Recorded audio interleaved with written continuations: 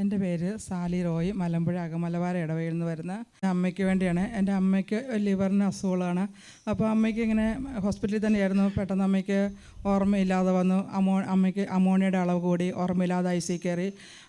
Doctor പറഞ്ഞു അമ്മയുടെ ബ്രെയിനിലേക്ക് വ്യാപിച്ചിട്ടുണ്ട്, ഒന്നും പറയാൻ പറ്റത്തില്ലെന്ന് പറഞ്ഞു. ഞാൻ ഡോക്ടറോട് ചോദിക്കും പറഞ്ഞു നമുക്ക് നോക്കാം എന്ന് മാത്രമേ ഡോക്ടർ പറഞ്ഞുള്ളൂ. ഞാൻ ഐ സിൻ്റെ അകത്ത് കയറിയിട്ട് ലൂക്ക 10:19 ഈ വചനം പറഞ്ഞു 3 പ്രാവശ്യം അമ്മയുടെ നെറ്റിയെ കുരിശ് വെച്ചിട്ട് പ്രാർത്ഥിച്ചു. ഇവിടെ ഒന്ന് ഞാൻ എൻ്റെ അമ്മയ്ക്ക് ഒരു കുഴപ്പവും കൂടെ തിരിച്ചു കിട്ടുകയാണെങ്കിൽ ഞാൻ ഇവിടെ ഒന്ന് സാക്ഷ്യപ്പെടുത്തിക്കോളാം എന്ന് ചേർന്നു.